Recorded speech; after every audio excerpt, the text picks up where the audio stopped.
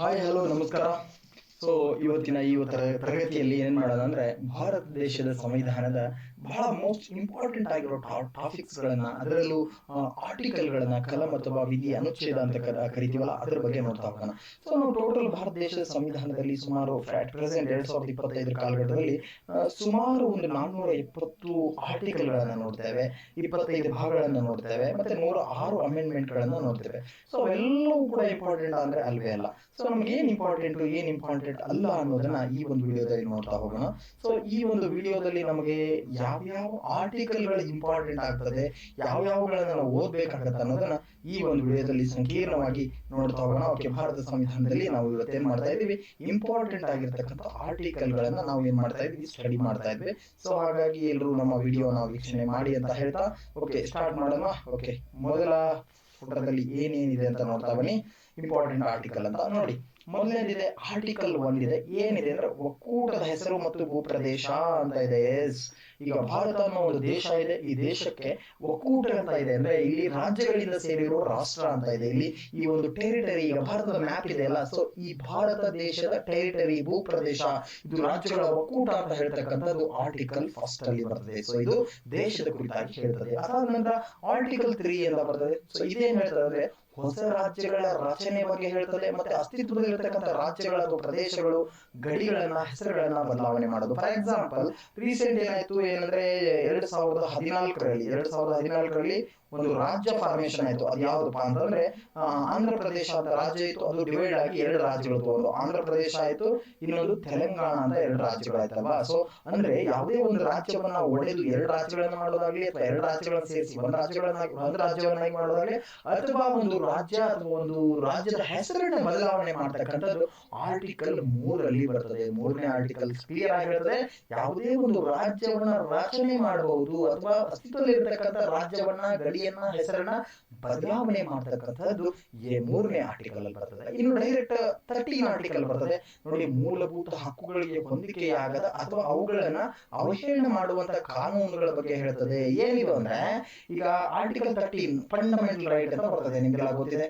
ಮೂಲಭೂತ ಹಕ್ಕುಗಳು ಅಂತ ಬರ್ತದೆ, ಫಂಡಮೆಂಟಲ್ ರೈಟ್. ಈ ಫಂಡಮೆಂಟಲ್ ರೈಟ್ 12ರಿಂದ ಸ್ಟಾರ್ಟ್ ಆಗಿ ಅಪ್ ಟು 36 ತನಕ ಬರ್ತದೆ.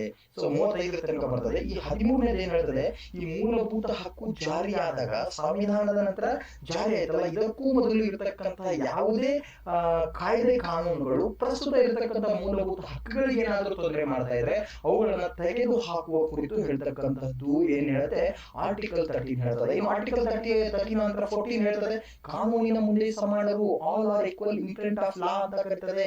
ಭಾರತ ದೇಶದ ಸಂವಿಧಾನದ ಮುಂದೆ ಎಲ್ಲರೂ ಕೂಡ ಏನಾಗ್ತಾರೆ, ಸಮಾನರಾಗ್ತಾರೆ. ಅಂದ್ರೆ ಸಮಾನತೆಯ ಹಕ್ಕಿನ ಬಗ್ಗೆ ಇಲ್ಲಿ ಉಲ್ಲೇಖ ಮಾಡಲಾಗ್ತದೆ. ಇನ್ನು ಆರ್ಟಿಕಲ್ 16 ಬರ್ತದೆ ನೋಡಿ, ಸಾರ್ವಜನಿಕ ಉದ್ಯೋಗದಲ್ಲಿ ಸಮಾನತೆ ಅಂತ ಬರ್ತದೆ.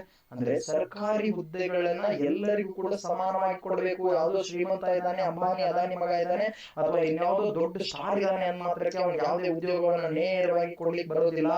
ಸೊ ಆರ್ಟಿಕಲ್ 16 ಅದೇ ಏನ್ ಹೇಳ್ತದೆ ಅಂದ್ರೆ ಎಲ್ಲರಿಗೂ ಕೂಡ ಸಮಾನವಾದಂತಹ ಉದ್ಯೋಗಗಳನ್ನ, ಉದ್ಯೋಗಾವಕಾಶಗಳನ್ನ ಯಾವುದೇ ತಾರತಮ್ಯ ಮಾಡದೆ ಕೊಡ್ಬೇಕಂತ ಹೇಳ್ತದೆ. ನೋಡಿ ನೆಕ್ಸ್ಟ್ ಆರ್ಟಿಕಲ್ 17 ಅಂತ ಬರ್ತದೆ. ಆರ್ಟಿಕಲ್ 17 ನೋಡಿ ಏನ್ ಹೇಳ್ತದೆ ಅಂದ್ರೆ ಅನ್ಟಚಬಿಲಿಟಿ ಬಗ್ಗೆ ಹೇಳ್ತದೆ, ಅಂದ್ರೆ ಅಸ್ಪೃಶ್ಯತೆಯ ನಿರ್ಮೂಲನೆಯ ಬಗ್ಗೆ ಹೇಳ್ತದೆ. ಆರ್ಟಿಕಲ್ 17 ಈ ದೇಶದಲ್ಲಿ ಯಾರೂ ಮೇಲಲ್ಲ, ಯಾರೂ ಕೀಳಲ್ಲ, ಯಾರನ್ನು ಕೆಳಜಾತಿಯವ ಅಥವಾ ಮೇಲ್ಜಾತಿಯವ ಅನ್ನುವ ಕಾರಣಕ್ಕಾಗಿ ಅಸ್ಪೃಶ್ಯರನ್ನಾಗಿ ತೋರಿಸೋಂಗಿಲ್ಲ. ಯಾವುದೇ ಸಾರ್ವಜನಿಕ ಸ್ಥಳ, ಯಾವುದೇ ಒಂದು ನೀರಿನ ಟ್ಯಾಂಕ್ ಆಗಿರ್ಬೋದು, ಹೋಟೆಲ್ ಆಗಿರ್ಬೋದು, ಮನೋರಂಜನಾ ಸ್ಥಳಗಳಾಗಿರ್ಬೋದು, ಅಥವಾ ಇನ್ಯಾವುದೇ ಸಾರ್ವಜನಿಕ ಸ್ಥಳ ಆಗಿರ್ಬೋದು, ಅಲ್ಲಿ ಯಾರಿಗೂ ಕೂಡ ಅಸ್ಪೃಶ್ಯ ಎಂಬುವ ಕಾರಣಕ್ಕಾಗಿ ಅವರನ್ನ ಹೊರ ಹಾಕುವಂತಿಲ್ಲ, ಅವರಿಗೆ ಏನೇ ಕೆಟ್ಟದ್ದನ್ನ ಮಾತನಾಡುವಂತಿಲ್ಲ ಅಂತ ಹೇಳ್ತದೆ ಆರ್ಟಿಕಲ್ 17 ಹೇಳ್ತದೆ. ಅನ್ಟಚಬಿಲಿಟಿ ಅಂತ ಕ್ಲಿಯರ್ ಆಗಿ ಹೇಳ್ತದೆ. ನೆಕ್ಸ್ಟ್ ನೋಡಿ, ಆರ್ಟಿಕಲ್ 19 ಅಂತ ಇದೆ, ಬಹಳ ಇಂಪಾರ್ಟೆಂಟ್. ಇದು ಒಬ್ಬ ವ್ಯಕ್ತಿಯ ವ್ಯಕ್ತಿತ್ವಕ್ಕೆ ಬಹಳ ಇಂಪಾರ್ಟೆಂಟ್ ಆಗಿರ್ತಕ್ಕಂಥದ್ದು. ವಾಕ್ ಸ್ವಾತಂತ್ರ್ಯ ಅಥವಾ ಇತ್ಯಾದಿ ಸಂಬಂಧಿಸಿರ್ತಕ್ಕಂಥ ಸ್ವಾತಂತ್ರ್ಯ ಅಂತ ಇದೆ. ವಾಕ್ ಮತ್ತು ಅಭಿವ್ಯಕ್ತಿ ಸ್ವಾತಂತ್ರ್ಯ ಅಂತ ಕರಿತೀವಿ ನಾವು. ಏನ್ ವಾಕ್ ಮತ್ತು ಅಭಿವ್ಯಕ್ತಿ ಸ್ವಾತಂತ್ರ್ಯ ಅಂದ್ರೆ, ನೀವು ಇಲ್ಲಿ 7 ಆರ್ಟಿಕಲ್ಗಳಿತ್ತು, 7 ಪಾಯಿಂಟ್ಗಳಿತ್ತು, ಅದರಲ್ಲಿ ಒಂದು ತೆಗೆದು ಹಾಕಿ ಇವಾಗ 6 ಇದಾವೆ. ಅಂದ್ರೆ ಏನಂದ್ರೆ ಫಾರ್ ಎಕ್ಸಾಂಪಲ್ ವಾಕ್ ಮತ್ತು ಅಭಿವ್ಯಕ್ತಿ ಸ್ವಾತಂತ್ರ್ಯ, ನೀವು ಈ ದೇಶದಲ್ಲಿ ಯಾವುದೇ ರೀತಿಯಾಗಿ ನಿಮ್ಮ ಇಚ್ಛೆ ಬಂದಂತೆ ನೀವು ಮಾತನಾಡಬಹುದು, ಪತ್ರಿಕೆ ಪ್ರಕಟಣೆ ಹೊರಡಿಸಬಹುದು, ಭಾಷಣಗಳನ್ನ ಮಾಡಬಹುದು, ಬರ ರೂಪದಲ್ಲಿ ಕೊಡಬಹುದು, ಯಾವುದೇ ರೀತಿಯಾದಲ್ಲಿ ನಿಮಗೆ ಮಾತನಾಡುವ ಸ್ವಾತಂತ್ರ್ಯ ಮಾಡಲಾಗಿದೆ ಅಂತ ಹೇಳ್ತದೆ. ಅದರಲ್ಲಿ ನೆಕ್ಸ್ಟ್ ಸಬ್ ಕ್ಲಾಸ್ 2 ಬರ್ತದೆ. ಅದೇನ್ ಹೇಳ್ತಂದ್ರೆ ನೀವು ಯಾವುದೇ ಶಸ್ತ್ರಗಳಿಲ್ಲದೆ ಶಾಂತಿಯುತವಾಗಿ ಸಭೆ ಸಮಾರಂಭಗಳಲ್ಲಿ ಭಾಗವಹಿಸಬಹುದು ಅಂತ ಹೇಳುತ್ತೆ. ಯಾವುದು 19 ಸಬ್ ಕ್ಲಾಸ್ 2 ಅಲ್ಲಿ ಹೇಳ್ತದೆ. ಅದಾದ ನಂತರ ನೀವು ಯಾವುದೇ ಸಂಘಟನೆಯನ್ನು ಸ್ಥಾಪನೆ ಮಾಡಬಹುದು ಅಂತ ಹೇಳ್ತದೆ.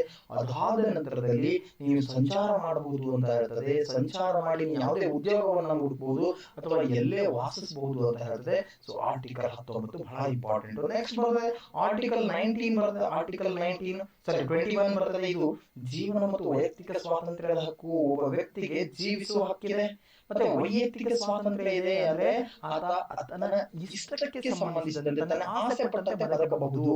ಒಳ್ಳೆ ಆರೋಗ್ಯಯುತವಾಗಿ ಬದುಕಬಹುದು, ಒಳ್ಳೆ ಪರಿಸರವನ್ನು ಪಡ್ಕೊಳ್ಬಹುದು, ಅಂದ್ರೆ ತನ್ನ ಇಚ್ಛೆಯಂತೆ ಬದುಕಬಹುದು. ಇತ್ತೀಚೆಗೆ ಸುಪ್ರೀಂ ಕೋರ್ಟ್ ಆರ್ಡರ್ ಮಾಡಿದೆ, ಗೌಪ್ಯತೆ ಅಥವಾ ತನ್ನ ಪರ್ಸನಲ್ ಇರತಕ್ಕಂತ ಇನ್ಫಾರ್ಮೇಶನ್ ಅನ್ನ ಸರ್ಕಾರ ಅಥವಾ ಖಾಸಗಿಗಳು ಕದಿಯುವ ಹಾಗಿಲ್ಲ. ಗೌಪ್ಯತೆ ಕೂಡ ಒಂದು ಮೂಲಭೂತ ಹಕ್ಕು ಅಂತ ಮಾಡಲಾಗಿದೆ. ನಂತರದಲ್ಲಿ ನೋಡಿ ಇಲ್ಲಿ ವಿಧಿ 21 ಬಾರಿ ಇದೆ. ಇದು ರೀಸೆಂಟ್ ಆಗಿ ಆಗಿರೋದು. ಅಂದ್ರೆ 86ನೇ ಆರ್ಟಿಕಲ್ ಪ್ರಕಾರ ಏನ್ ಮಾಡಲಾಗಿದೆ ಅಂದ್ರೆ ಇದನ್ನ ಭಾರತದ ಸಂವಿಧಾನಕ್ಕೆ 2002ರಲ್ಲಿ ಸ್ಟಾರ್ಟ್ ಮಾಡಲಾಗಿದೆ. ಅಂದ್ರೆ ಎಜುಕೇಶನ್ ಕೂಡ ಮೂಲಭೂತ ಹಕ್ಕು. ಅಂದ್ರೆ ಇಲ್ಲಿ ನೋಡಿ 6ರಿಂದ 14 ವರ್ಷದ ಮಕ್ಕಳಿಗೆ ಕಂಪಲ್ಸರಿ ಎಜುಕೇಶನ್ ಅನ್ನ ಕೊಡ್ಬೇಕಂತ ಹೇಳ್ತದೆ. 6ರಿಂದ 14 ವರ್ಷದ ಮಕ್ಕಳು ಕಂಪಲ್ಸರಿ ಎಜುಕೇಶನ್ ಕೊಡ್ಬೇಕಂತ ಹೇಳ್ತದೆ. ಅದು ಎಲ್ಲಿ ಬರ್ತದೆ? 21 ಸಬ್ ಕ್ಲಾಸ್ ಏನಲ್ಲಿ ಬರ್ತದೆ. ಮೂಲಭೂತ ಹಕ್ಕು, ಶಿಕ್ಷಣ ಮೂಲಭೂತ ಹಕ್ಕು, ರೈಟ್ ಟು ಎಜುಕೇಶನ್ ಅಂತ ಬರ್ತದೆ. ಅದಾದ ನಂತರ ಆರ್ಟಿಕಲ್ 25 ಬರ್ತದೆ. ಆರ್ಟಿಕಲ್ 25 ಅದೇನ್ ಹೇಳ್ತದೆ ಅಂದ್ರೆ ಆತ್ಮಸಾಕ್ಷಿ, ಸ್ವಾತಂತ್ರ್ಯ ಮತ್ತು ಮುಕ್ತ ವೃತ್ತಿ ಧರ್ಮವನ್ನ ಆಚರಣೆ ಮಾಡತಕ್ಕಂಥದ್ದಂತ ಇದೆ. ಅಂದ್ರೆ ಒಬ್ಬ ವ್ಯಕ್ತಿ ತನಗೆ ಇಷ್ಟ ಬಂದಿರುವಂತಹ ತನ್ನ ಆಸೆ ಆಕಾಂಕ್ಷೆಗಳಿಗೆ ಇಷ್ಟ ಬಂದಿರುವಂತಹ ಯಾವುದೇ ಧರ್ಮವನ್ನ ಆತ ಸ್ವೀಕರಿಸಬಹುದು. ಧಾರ್ಮಿಕ ಸ್ವಾತಂತ್ರ್ಯ ಅಂತ ಹೇಳಲಾಗುತ್ತೆ. ಅಂದ್ರೆ ಆತನಿಗೆ ಯಾವ ಧರ್ಮ ಇಷ್ಟನೋ ಆ ಧರ್ಮಕ್ಕೆ ಆತ ಸೇರಬಹುದು. ಆದ್ರೆ ಮತಾಂತರವನ್ನ ಒತ್ತಾಯಪೂರ್ವವಾಗಿ ಮಾಡಂಗಿಲ್ಲ ಅಂತ ಈ ಆರ್ಟಿಕಲ್ ಹೇಳ್ತಾರೆ. ನೆಕ್ಸ್ಟ್ ನೋಡಿ ಆರ್ಟಿಕಲ್ 30 ಅಂತ ಇದೆ. ಶಿಕ್ಷಣ ಸಂಸ್ಥೆಗಳನ್ನು ಸ್ಥಾಪಿಸಲು ಮತ್ತು ನಿರ್ವಹಿಸಲು ಅಲ್ಪಸಂಖ್ಯಾತರ ಹಕ್ಕು ಅಂತ ಬರ್ತದೆ. ಅಂದ್ರೆ ಈ ಶಿಕ್ಷಣ ಸಂಸ್ಥೆಗಳು ಮೈನಾರಿಟಿ ಅಥವಾ ಅಲ್ಪಸಂಖ್ಯಾತರು ಅಂತ ಕರಿತೀವಲ್ಲ, ನಾವು ಅಲ್ಪಸಂಖ್ಯಾತರ ಅಂತ ಯಾರಿಗೆ ಕರಿತೀವಿ ಅಂದ್ರೆ ಹಿಂದೂಗಳಿಗೆ ಅಲ್ಪಸಂಖ್ಯಾತರ ಅಂತೀವಿ ಭಾರತದಲ್ಲಿ. ನೋ, ಯಾಕಂದ್ರೆ ಹಿಂದೂಗಳು ಸುಮಾರು 80% ಭಾರತದಲ್ಲಿ ಇದ್ದಾರೆ. ಹಾಗಾದ್ರೆ ಅಲ್ಪಸಂಖ್ಯಾತರು ಅಂದ್ರೆ ಯಾರು? ಹೆಸರಿನಲ್ಲಿ ಇದೆ ಅಲ್ಪರು, ಅಂದ್ರೆ ಕಡಿಮೆ ಜನ ಇರ್ತಕ್ಕಂಥವ್ರು. ಫಾರ್ ಎಕ್ಸಾಂಪಲ್ ಮುಸ್ಲಿಂ ಆಗಿರಬಹುದು, ಕ್ರಿಶ್ಚಿಯನ್, ಜೈನ್, ಬೌದ್ಧ, ಇವರೆಲ್ಲ ಪಾರ್ಸಿಗಳು, ಇವರೆಲ್ಲ ಮೈನಾರಿಟಿಗಳು. ಇವ್ರಿಗೆ ಏನಿದೆ ಅಂದ್ರೆ ಅವರದೇ ಆದಂತಹ ಶಿಕ್ಷಣ ಸಂಸ್ಥೆಗಳನ್ನ ಏನ್ ಮಾಡಬಹುದು? ಸ್ಥಾಪನೆ ಮಾಡಬಹುದು ಮತ್ತು ಅವುಗಳನ್ನ ನಿರ್ವಹಣೆ ಮಾಡಬಹುದು. ಮತ್ತೆ ಇವರಿಗೆ ಕೊಡಬೇಕಾದಂತಹ ಸೌಲಭ್ಯಗಳನ್ನ ಅವರು ಅಲ್ಪಸಂಖ್ಯಾತರು ಎಂಬ ಕಾರಣಕ್ಕೆ ತಡೆಯುವ ಹಾಗಿಲ್ಲ ಅಂತ ಹೇಳ್ತದೆ. ನೆಕ್ಸ್ಟ್ ನೋಡಿ 31C ಹೇಳ್ತದೆ ಕೆಲವು ನಿದರ್ಶನ ತತ್ವಗಳ ಪರಿಣಾಮ ಬೀರುವ ಕಾನೂನುಗಳು. ನೋಡಿ 31 ಆಸ್ತಿಯ ಹಕ್ಕು ಅಂತ ಇತ್ತು. ಸೊ ಇದನ್ನೇನ್ ಮಾಡಿದ್ದಾರೆ, ಇವಾಗ ಕ್ಯಾನ್ಸಲ್ ಮಾಡಿದ್ದಾರೆ. ಬಿಕಾಸ್ ಆಸ್ತಿ ಹಕ್ಕು ಮೂಲಭೂತ ಹಕ್ಕಲ್ಲ, ಅದೊಂದು ಕಾನೂನಾತ್ಮಕ ಹಕ್ಕು ಅಂತ ಮಾಡಿ ಅದನ್ನ ಎಲ್ಲ ಹಾಕಿದ್ದಾರೆ ಅಂದ್ರೆ 300 ಅಂತ ಬರ್ತದೆ ಗೊತ್ತಾ, 300A ಅಲ್ಲಿ ಇದೊಂದನ್ನ ಲೀಗಲ್ ರೈಟ್ ಆಗಿ ಮಾಡಲಾಗಿದೆ. ನೆಕ್ಸ್ಟ್ ನೋಡಿ 32 ಅಂತ ಬರ್ತದೆ. ರಿಟ್ ಗಳ ಬಗ್ಗೆ ಮಾತಾಡುತ್ತದೆ. ರಿಟ್ ಗಳ ಬಗ್ಗೆ ಮಾತಾಡುತ್ತೆ. ಅಂದ್ರೆ ರಿಟ್ ಅಂದ್ರೆ 5 ರೀತಿಯಾಗಿ ಬರ್ತದೆ. ಒಂದು ಹೆವಿಯಸ್ ಕಾರ್ಪಸ್ ಅಂತ ಬರ್ತದೆ. ಅಂದ್ರೆ ಯಾವುದೇ ವ್ಯಕ್ತಿಯನ್ನ ಬಂಧನ ಮಾಡಿದ 24 ಗಂಟೆಯೊಳಗೆ ಆತನನ್ನ ಕೋರ್ಟ್ಗೆ ಪ್ರೊಡ್ಯೂಸ್ ಮಾಡಬೇಕು ಅಂತ ಹೇಳ್ತದೆ. ಒಂದು ಯಾವುದು ಹೆಬಿಯಸ್ ಕಾರ್ಪಸ್ ಅಂತ ಹೇಳ್ತದೆ. ಇನ್ನು ಸೆಕೆಂಡ್ ಒನ್ ಬರ್ತದೆ ಮ್ಯಾಂಡಮಸ್ ಅಂತ ಬರ್ತದೆ. ಯಾವುದೇ ಸಾರ್ವಜನಿಕ ವ್ಯಕ್ತಿ ತಾನು ಕೆಲಸವನ್ನ ಸರಿಯಾಗಿ ಮಾಡದೇ ಇದ್ರೆ ಮಾಡು ಅಂತ ಹೇಳ್ತದೆ. ಅದಾದ್ಮೇಲೆ ಪ್ರಾಹಿಬಿಷನ್ ಅಂತ ಬರ್ತದೆ. ಪ್ರಾಹಿಬಿಷನ್ ಅಂತಂದ್ರೆ ಈಗ ಯಾವುದೇ ಒಂದು ನ್ಯಾಯಾಲಯ ತನ್ನ ವ್ಯಾಪ್ತಿಯನ್ನ ಮೀರಿ ತೀರ್ಪನ್ನ ಕೊಟ್ಟಾಗ ಅದನ್ನ ಪ್ರಾಹಿಬಿಟ್, ತಡಿ ಅಂತ ಹೇಳ್ತದೆ. ಅದಾದ್ಮೇಲೆ ಸರ್ಸಿಯೋರಿ ಅಂತ ಬರ್ತದೆ. ಸರ್ಸಿಯೋರಿ ಅಂದ್ರೆ ಯಾವುದೇ ಒಂದು ನ್ಯಾಯಾಲಯ ತನ್ನ ವ್ಯಾಪ್ತಿನ ಮೀರ್ಬಿಟ್ಟು ಯಾವುದೇ ಒಂದು ತೀರ್ಪನ್ನ ಕೊಟ್ಟಿದ್ರೆ ಅದನ್ನ ಮೇಲ್ ನ್ಯಾಯಾಲಯಕ್ಕೆ ಟ್ರಾನ್ಸ್ಫರ್ ಮಾಡೋದೇ ಸರ್ಸಿಯರಿ ಹೇಳ್ತದೆ. ಇನ್ನೊಂದು ಬರ್ತದೆ ಕೋ ವಾರಂಟ್ ಅಂತ ಬರ್ತದೆ. ಕೋ ವಾರಂಟ್ ಅಂದ್ರೆ ಯಾವುದೇ ಒಬ್ಬ ವ್ಯಕ್ತಿ ಕಾನೂನು ಬಾಹಿರವಾಗಿ ಯಾವುದೇ ಒಂದು ಸಾರ್ವಜನಿಕ ಹುದ್ದೆಯಲ್ಲಿ ಹೋಗಿದ್ರೆ, ಅರ್ಹತೆ ಇಲ್ಲದೆ ಒಂದು ಹುದ್ದೆಯನ್ನ ಪಡೆದುಕೊಂಡಿದ್ರೆ ಅದನ್ನ ತಡೆಯುವ ಪ್ರಕಾರ ಯಾವ್ದು ಹೇಳ್ತದೆ, ಕೋ ವಾರಂಟ್ ಹೇಳ್ತದೆ. ಸೊ ನೋಡಿ ಹೆಬಿಯಸ್ ಕಾರ್ಪಸ್ ಆಯ್ತು, ಮ್ಯಾಂಡಮಸ್ ಆಯ್ತು, ಪ್ರೊಹಿಬಿಷನ್ ಆಯ್ತು, ಸರ್ಸಿಯೋರಿ ಆಯ್ತು, ಕೋ ವಾರಂಟ್. ಇವೆಲ್ಲ ಏನಂದ್ರೆ ರಿಟ್ಗಳು ಹೇಳ್ತವೆ. ಈ ರಿಟ್ಗಳಿಗೆ ಸಂಬಂಧಪಟ್ಟಂತೆ ಅಂಬೇಡ್ಕರ್ ಅವರು ಬಹಳ ಅದ್ಭುತವಾಗಿ ವಿವರಣೆಯನ್ನು ಕೊಟ್ಟಿದ್ದಾರೆ. ಇವು ಸಂವಿಧಾನದ ಆತ್ಮವಿದ್ದಂತೆ ಅಂತ ಹೇಳಲಾಗಿದೆ. ನೆಕ್ಸ್ಟ್ ನೋಡಿ ಆರ್ಟಿಕಲ್ 38 ಬರ್ತದೆ. ಜನರ ಕಲ್ಯಾಣವನ್ನ ಉತ್ತೇಜಿಸುವ ಸಾಮಾಜಿಕ ಭದ್ರತೆಯನ್ನ ಪಡಿಸತಕ್ಕಂಥದ್ದು, ಅಂದ್ರೆ ವೆಲ್ಫೇರ್ ಸ್ಟೇಟ್ ಅಂತ ಬರ್ತದೆ. ಅಂದ್ರೆ ಕಲ್ಯಾಣದ ರಾಜ್ಯವನ್ನ ಮಾಡಬೇಕು ಅಂತ ಹೇಳ್ತದೆ. ಆರ್ಟಿಕಲ್ 40 ಬರ್ತದೆ. ಗ್ರಾಮ ಪಂಚಾಯತಿಗಳ ರಚನೆ ಬಗ್ಗೆ ಹೇಳ್ತದೆ. ಗ್ರಾಮ ಪಂಚಾಯತಿ ನಾವು ಲೋಕಲ್ ಗವರ್ಮೆಂಟ್ ಅಂತೀವಲ್ಲ, ಲೋಕಲ್ ಗವರ್ಮೆಂಟ್ ಅಂದ್ರೆ ಗ್ರಾಮ ಪಂಚಾಯತಿಗಳನ್ನ ರಚಿಸುವ ಕುರಿತಾಗಿ ಹೇಳ್ತಕ್ಕಂಥ ಇರ್ತಕ್ಕಂಥದ್ದು ಯಾವ್ದಪ್ಪ ಅಂತಂದ್ರೆ ನೋಡಿ ಇದೆ ಆರ್ಟಿಕಲ್ 14 ಆರ್ಟಿಕಲ್ 40 ಹೇಳ್ತದೆ ಗ್ರಾಮ ಪಂಚಾಯತಿಗಳನ್ನ ರಚನೆ ಮಾಡ್ಬೇಕಂತ. ಸೊ ಇವಾಗ ಎಷ್ಟಿದೆ 3 ಟೈರ್ ಪಂಚಾಯತಿಗಳಿದಾವೆ, ಅಂದ್ರೆ ಜಿಲ್ಲಾ ಪಂಚಾಯತಿ, ತಾಲೂಕ್ ಪಂಚಾಯತಿ, ಗ್ರಾಮ ಪಂಚಾಯತಿ ಈ ರೀತಿ ಇದಾವೆ. 44 ಹೇಳ್ತದೆ, 44 ನೋಡಿ UCC ಬಗ್ಗೆ ಹೇಳ್ತದೆ. UCC ಅಂದ್ರೆ ಯೂನಿಯನ್ ಸಿವಿಲ್ ಕೋಡ್ ಅಂತ ಬರ್ತದೆ, ನಾಗರಿಕ ಸಂಹಿತೆ, ಏಕರೂಪ ನಾಗರಿಕ ಸಂಹಿತೆ. ರೀಸೆಂಟ್ ಒಂದು ರಾಜ್ಯ ತಂತು ಇದೆ 2024ರಲ್ಲಿ. ಯಾವ ರಾಜ್ಯ ಅಂತಂದ್ರೆ UK ಉತ್ತರಾಖಂಡ ಜಾರಿಗೆ ತಂದಿತ್ತು. ಅಂದ್ರೆ ಸಮಾನವಾದಂತಹ ಕಾಯ್ದೆ ಕಾನೂನುಗಳೆಲ್ಲರೂ ಕೂಡ ಅಪ್ಲೈ ಆಗತ್ತೆ ಅಂತ. ನೆಕ್ಸ್ಟ್ ನೋಡಿ ಆರ್ಟಿಕಲ್ 45 ಇದೆ, 6ಕ್ಕಿಂತ ಕಡಿಮೆ ವಯಸ್ಸಿನ ಮಕ್ಕಳಿಗೆ ಬಾಲ್ಯದ ಆರೈಕೆ ಮತ್ತು ಶಿಕ್ಷಣ ಮತ್ತು ಆರೈಕೆಯನ್ನ ಮಾಡಬೇಕಾದದ್ದು ಕೂಡ ಏನಂದ್ರೆ ಅದೊಂದು DPSP ಅಂದ್ರೆ ರಾಜ್ಯ ನೀತಿ ನಿರ್ದೇಶಕ ತತ್ವ ಅಂತ ಹೇಳ್ತದೆ. ನೆಕ್ಸ್ಟ್ ನೋಡಿ 46ನೇ ಆರ್ಟಿಕಲ್ ಏನ್ ಹೇಳ್ತದೆ, ಪರಿಶಿಷ್ಟ ಜಾತಿ, ಪರಿಶಿಷ್ಟ ಪಂಗಡ ಮತ್ತು ಇತರೆ ದುರ್ಬಲ ವರ್ಗಗಳ ಶೈಕ್ಷಣಿಕ ಆರ್ಥಿಕ ಹಿತಾಸಕ್ತಿಗಳನ್ನ ಪ್ರಚಾರ ಮಾಡಬೇಕು. ಅಂದ್ರೆ ದುರ್ಬಲ ವರ್ಗಗಳ ಸಂರಕ್ಷಣೆ ಮಾಡತಕ್ಕಂಥದ್ದು ಕೂಡ ಬೇಕು ಅಂತ ಯಾವ್ದು ಹೇಳುತ್ತೆ ಆರ್ಟಿಕಲ್ 46 ಹೇಳ್ತದೆ. ನೆಕ್ಸ್ಟ್ ನೋಡಿ ಆರ್ಟಿಕಲ್ 50 ಹೇಳ್ತದೆ. ಆರ್ಟಿಕಲ್ 50 ಹೇಳ್ತದೆ ಇದೇನಪ್ಪಾ ಅಂತಂದ್ರೆ ನೋಡಿ ನ್ಯಾಯಾಂಗವನ್ನ ಕಾರ್ಯಾಂಗದಿಂದ ಬೇರ್ಪಡಿಸ್ತಕ್ಕಂಥದ್ದು. ನೋಡಿ ಇವೆರಡರ ಮಧ್ಯೆ ಒಂದು ಬಾರ್ಡರ್ ಹಾಕ್ಬಿಡೋದು. ಕಾರ್ಯಾಂಗಕ್ಕೂ ನ್ಯಾಯಾಂಗಕ್ಕೂ ಸಂಬಂಧನೇ ಇಲ್ಲ. ಕಾರ್ಯಾಂಗ ಶಾಸಕಾಂಗ ಮಾಡಿರ್ತಕ್ಕಂಥ ಕಾಯ್ದೆ ಕಾನೂನುಗಳನ್ನ ಜಾರಿಗೆ ತರೋದು. ನ್ಯಾಯಾಂಗ ಏನ್ ಮಾಡ್ತದೆ, ಜುಡಿಷಿಯಲ್ ಸೆಕ್ಟರ್ ಅಲ್ಲಿ ಬಹಳ ಅದ್ಭುತವಾದ ಕೆಲಸ ಮಾಡ್ತದೆ. ಯಾವುದೇ ರೀತಿ ತಪ್ಪುಗಳಾದಾಗ ಅದನ್ನ ಸರಿಪಡಿಸ್ತಕ್ಕಂಥದ್ದು ನ್ಯಾಯಾಂಗ ಆಗಿರ್ತದೆ. ನೆಕ್ಸ್ಟ್ ನೋಡಿ ಆರ್ಟಿಕಲ್ 51 ಅಂತಾರಾಷ್ಟ್ರೀಯ ಶಾಂತಿ ಮತ್ತು ಭದ್ರತೆ ಅಂತ ಇದೆ. ಅಂತಾರಾಷ್ಟ್ರೀಯ ಮಟ್ಟದಲ್ಲಿ ಬೇರೆ ದೇಶಗಳ ಜೊತೆಗೆ ನಾವೇನ್ ಮಾಡ್ಬೇಕು, ಶಾಂತಿಯುತವಾಗಿರಬೇಕು ಮತ್ತು ನಮ್ಮ ಭದ್ರತೆಯ ವಿಚಾರವಾಗಿ ನಾವೆಲ್ಲರ ಜೊತೆ ಚೆನ್ನಾಗಿರಬೇಕು ಅಂತ ಹೇಳ್ತದೆ. ಅಂತಾರಾಷ್ಟ್ರೀಯ ಮಟ್ಟದಲ್ಲಿ ನಾವೆಲ್ಲರ ಜೊತೆ ಇರಬೇಕು. ಬಿಕಾಸ್ ನಾವು ವ್ಯಾಪಾರ ವಹಿವಾಟುಗಳನ್ನ ಮಾಡ್ತೇವೆ, ಬೇರೆ ದೇಶದಿಂದ ವಸ್ತುಗಳನ್ನ ಆಮದು ಮಾಡ್ಕೊಳ್ತೇವೆ, ಕಳಿಸ್ತೇವೆ, ರಫ್ತು ಮಾಡ್ತೇವೆ. ಇದೆಲ್ಲ ಇರ್ಬೇಕಂದ್ರೆ ನಾವು ಅಂತಾರಾಷ್ಟ್ರೀಯ ಮಟ್ಟದಲ್ಲಿ ನಮ್ಮದೇ ಆದ ಪ್ರಭಾವವನ್ನು ಹೊಂದಿರಬೇಕು ಅಂತ ಹೇಳ್ತದೆ. S clear? ನೆಕ್ಸ್ಟ್ ನೋಡಿ ಇದು ಬಹಳ ಇಂಪಾರ್ಟೆಂಟ್. ಆರ್ಟಿಕಲ್ 51 ಬಾರಿಯೇ ಮೂಲಭೂತ ಕರ್ತವ್ಯಗಳು, ಫಂಡಮೆಂಟಲ್ ಡ್ಯೂಟಿ ಅಂತ ಕರಿತೀವಿ. ಇದು ಮೂಲ ಸಂವಿಧಾನದಲ್ಲಿ ಇರಲಿಲ್ಲ. ಇದು ಯಾವಾಗ ಬಂತಂದ್ರೆ 42ನೇ ತಿದ್ದುಪಡಿ 1976ರಲ್ಲಿ ಇದನ್ನು ಜಾರಿಗೆ ಮಾಡಲಾಯಿತು. 1976ರಲ್ಲಿ ಜಾರಿಗೆ ತಂದು ಮೂಲಭೂತ ಕರ್ತವ್ಯಗಳಂತ 10 ಮಾಡಲಾಗಿತ್ತು. ನಂತರ 2002ರಲ್ಲಿ ಮತ್ತೊಂದನ್ನ ಸೇರಿಸಿ ಒಟ್ಟು 11 ಮೂಲಭೂತ ಹಕ್ಕುಗಳನ್ನ ಮೂಲಭೂತ ಕರ್ತವ್ಯಗಳನ್ನ ಕೊಡು ಮಾಡಲಾಗಿದೆ. ಇದೆಲ್ಲ ಬಂದ್ಬಿಟ್ಟು ಬಹಳ ಇಂಪಾರ್ಟೆಂಟ್. ನೆಕ್ಸ್ಟ್ ನೋಡಿ ಆರ್ಟಿಕಲ್ 72 ಅಂತ ಇದೆ. ಕೆಲವು ಪ್ರಕರಣಗಳಲ್ಲಿ ಶಿಕ್ಷೆಯನ್ನ ಕ್ಷಮಾದಾನ ಮಾಡಲು, ಅಮಾನತುಗೊಳಿಸಲು, ರದ್ದುಗೊಳಿಸಲು ಅಥವಾ ಪರಿವರ್ತಿಸಲು ರಾಷ್ಟ್ರಪತಿಗಳಿಗೆ ಅಧಿಕಾರ. ಅಂದ್ರೆ ಪ್ರೆಸಿಡೆಂಟ್ ಏನ್ ಮಾಡ್ಬೋದು ಅಂದ್ರೆ ಯಾವುದೇ ರೀತಿಯಾದ ತಪ್ಪು ಮಾಡಿರ್ತಕ್ಕಂತಹ ಕೈದಿಗಳನ್ನ ಅಥವಾ ಅಪರಾಧಿಗಳನ್ನ ಕ್ಷಮಿಸಬಹುದು. ಅಂದ್ರೆ ಅವರನ್ನ ಅವರಿಗೆ ಕೊಟ್ಟಿರುವ ಶಿಕ್ಷೆಯನ್ನ ತೆಗೆದು ಹಾಕಿಸಬಹುದು. ಅತಿ ದೊಡ್ಡ ಹೆಚ್ಚು ದಿನ ಕಾಲ ಇರತಕ್ಕಂಥ ಶಿಕ್ಷಣ ಕಡಿಮೆ ಮಾಡಬಹುದು, ಖುಲಾಸೆ ಮಾಡಬಹುದು. ಈಗ ಫಾರ್ ಎಕ್ಸಾಂಪಲ್ ಮರಣದಂಡನೆ ಕೊಟ್ಟಿರ್ತಾರೆ, ಅದನ್ನ ಕಡಿಮೆ ಮಾಡಬಹುದು, ಡ್ಯೂರೇಷನ್ ಕಡಿಮೆ ಮಾಡಬಹುದು, ಅಥವಾ ಶಿಕ್ಷೆಯ ಅವಧಿಯನ್ನು ಹೆಚ್ಚು ಕಡಿಮೆ ಮಾಡಬಹುದು. ಆ ರೀತಿಯಾದ ಅಧಿಕಾರ ರಾಷ್ಟ್ರಪತಿಗಿದೆ. ಅದನ್ನ ಉಲ್ಲೇಖಿಸ್ತಕ್ಕಂಥದ್ದು ಯಾವುದು ಅಂದ್ರೆ ಆರ್ಟಿಕಲ್ 72 ಅಂತ ಕರಿತೀವಿ. ನೆಕ್ಸ್ಟ್ ನೋಡಿ ಆರ್ಟಿಕಲ್ 74 ಅಂತ ಇದೆ. ರಾಷ್ಟ್ರಪತಿಗಳಿಗೆ ಸಹಾಯ ಮಾಡಲು ಮತ್ತು ಸಲಹೆ ನೀಡಲು ಮಂತ್ರಿಮಂಡಲ ಅಂತ ಇದೆ.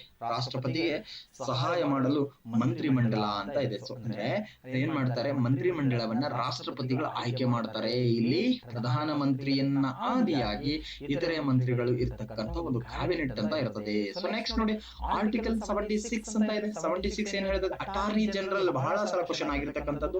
ಆರ್ಟಿಕಲ್ 76 ಏನ್ ಹೇಳ್ತದೆ, ಅಟಾರ್ನಿ ಜನರಲ್ ಇರಬೇಕು. ಈತ ಕಾನೂನಾಧಿಕಾರಿ ಅಂತ ಕರಿತೀವಿ. ಈತ ಭಾರತ ಸರ್ಕಾರದಲ್ಲಿ ಇರ್ತಾನೆ. ಇವರನ್ನ ಯಾರು ಅಪಾಯಿಂಟ್ ಮಾಡ್ತಾರೆ, ರಾಷ್ಟ್ರಪತಿ ಅಪಾಯಿಂಟ್ ಮಾಡ್ತಾರೆ. ಆ ಅಪಾಯಿಂಟ್ ಬಗ್ಗೆ ಹೇಳ್ತಕ್ಕಂಥದ್ದು 76 ಆರ್ಟಿಕಲ್. ನೆಕ್ಸ್ಟ್ ನೋಡಿ 78 ಆರ್ಟಿಕಲ್ ಹೇಳ್ತದೆ, ರಾಷ್ಟ್ರಪತಿಗೆ ಮಾಹಿತಿಯನ್ನ ಒದಗಿಸುವುದು ಇತ್ಯಾದಿಗಳಿಗೆ ಸಂಬಂಧಿಸಿದಂತೆ ಪ್ರಧಾನಮಂತ್ರಿಯ ಕರ್ತವ್ಯ. ನೋಡಿ ನೀವೇನೋ ನಿಮ್ಮ ಬ್ಯೂರೋಕ್ರಸಿಯಲ್ಲಿ ಏನೇ ಮಾಡ್ತಾ ಇದ್ರು ಆ ಕುರಿತಾಗಿ ರಾಷ್ಟ್ರಪತಿಗಳಿಗೆ ನೀನು ತಿಳಿಸಬೇಕು ಅಂತ ಹೇಳ್ತಾರೆ. ಕಡ್ಡಾಯವಾಗಿ ತಿಳಿಸಲೇಬೇಕು. ಅಥವಾ ತಿಳಿಸಿದ ಮೇಲೆ ಅದು ಅವ್ರು ಬೇಡ ಅಂದ್ರೆ ಬಿಡ್ಲಿಕ್ಕೆ ನಾವು ಮಾತ್ರ ಏನಿಲ್ಲ. ಬಟ್ ರಾಷ್ಟ್ರಪತಿಗಳಿಗೆ ಏನೆಲ್ಲ ಆಡಳಿತ ನಡೀತದೆ ಅನ್ನೋದನ್ನ ನೀವು ಜಸ್ಟ್ ಇನ್ಫಾರ್ಮ್ ಮಾಡಲೇಬೇಕಾಗತ್ತೆ. ನೆಕ್ಸ್ಟ್ ನೋಡಿ ಆರ್ಟಿಕಲ್ 110 ಬರ್ತದೆ.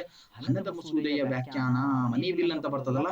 ಮನಿ ಬಿಲ್ ಅಂದ್ರೆ ಏನು, ಇದು ಯಾವ ರೀತಿ ಇರ್ತದೆ, ಇದರ ನೀತಿ ನಿಯಮ ಯಾಜಗಳೇನು ಅನ್ನೋದನ್ನ ಈ ಒಂದು ಆರ್ಟಿಕಲ್ ಅಲ್ಲಿ ತಿಳಿಸಲಾಗಿದೆ. ನೆಕ್ಸ್ಟ್ ನೋಡಿ ಆರ್ಟಿಕಲ್ 112 ಅಂತ ಇದೆ. ನೋಡಿದ್ದು ವಾರ್ಷಿಕ ಹಣಕಾಸು ಹೇಳಿಕೆ, ಬಡ್ಜೆಟ್ ಅಂತ ಕರೀತೀವಲ್ಲ, ವಾರ್ಷಿಕ ಬಜೆಟ್ ಅಂತೀವಲ್ಲ, ಫಿನಾನ್ಸಿಯಲ್ ಇಯರ್, ಎಕನಾಮಿಕ್ ಬಜೆಟ್ ಅಂತ ಕರೀತೀವಲ್ಲ. ಬಜೆಟ್ ಬಗ್ಗೆ ಇರತಕ್ಕಂಥ, ಬಜೆಟ್ ಅನ್ನೋ ಪದ ಇಲ್ಲ, ವಾರ್ಷಿಕ ಹಣಕಾಸು ಹೇಳಿಕೆ ಅಂತ ಇದೆ. ನೆಕ್ಸ್ಟ್ 1, 2, 3 ಅಂತ ಇದೆ ನೋಡಿ.